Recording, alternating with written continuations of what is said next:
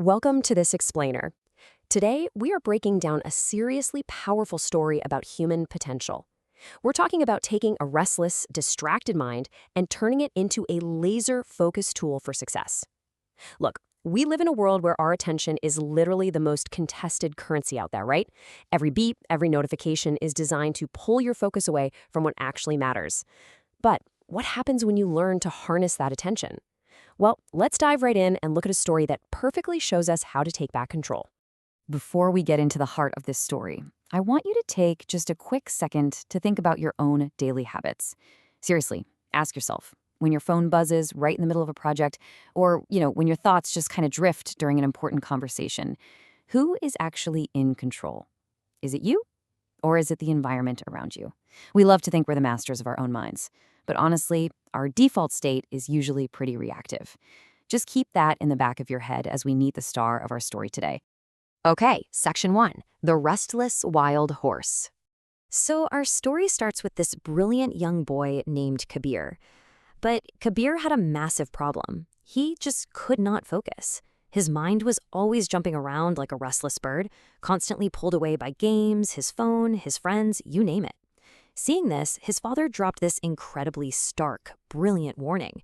He told him, "Son, your mind is like a wild horse. If you do not control it, it will take you in the wrong direction. Discipline your mind and it will take you anywhere you want to go." That metaphor hits the nail on the head, doesn't it?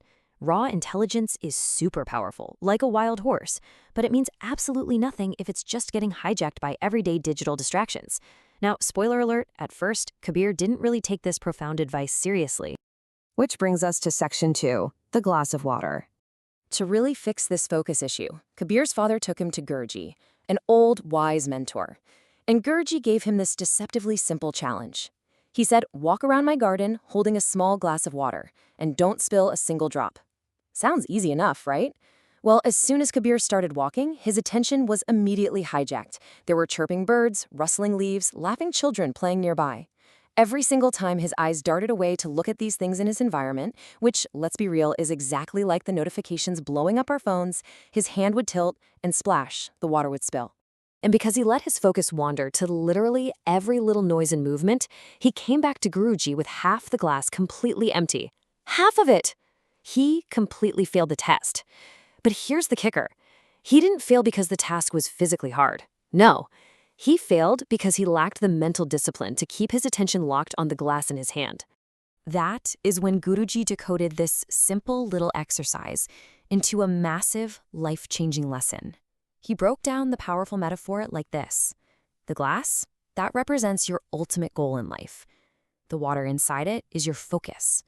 And all those distractions in the garden, the birds, the wind, the laughing kids, that's the constant noise of the world. Guruji told him straight up, if you don't actively discipline your mind to stay fixed on your purpose through all that noise, you're going to lose everything before you even realize it's gone.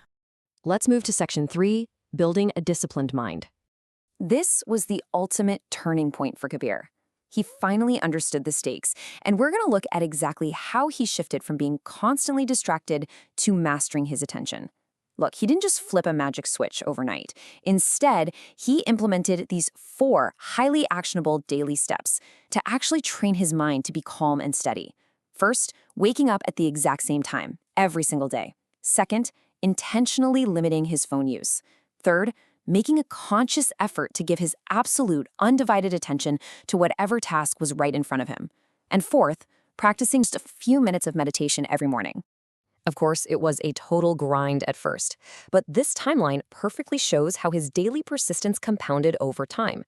In the first few days, his mind still wandered constantly, but the game changer was that he actively pulled his focus back every single time he caught it drifting. As days turned into weeks, he actually started to feel a real change. His memory was noticeably better. And then, as weeks turned into months, the external results were undeniable. His grades consistently shot up. That, right there, is the power of compounding cognitive discipline. All right, Section 4, the ultimate focus test. Exactly 1 year later, Kabir's new discipline was really put to the test. He entered this major national competition where students had to solve incredibly complex problems under a super strict time limit. The pressure was intense. And the contrast in that room was wild. On one side, you had all these students totally panicking. Their minds were running in every direction because the questions were tricky and the clock was ticking. But on the other side, there was Kabir. He stayed completely calm. He applied Guruji's water glass lesson perfectly, isolating his attention entirely on one single question at a time, completely tuning out the panic around him. And finally, Section 5, Mastering Your Own Mind.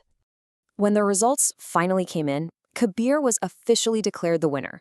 He earned the cheers of his village and a very proud smile from Guruji. And that brings us to the profound takeaway of this entire explainer. Look at the left side of this scale. We constantly idolize things like innate talent, dumb luck, and raw intelligence. But as Kabir proved on the right side of the scale, a well-trained, disciplined mind is fundamentally stronger and vastly more reliable than all of those things combined. Intelligence might get you in the room, sure, but discipline is what allows you to actually win.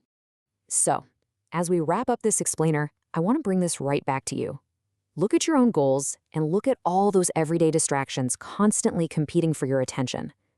What single tiny step will you take right now to begin mastering your mind? Is it waking up at the same time tomorrow? Limiting your phone use? Think about it. Your next chapter of success begins the exact moment you decide to take control. So will you start today?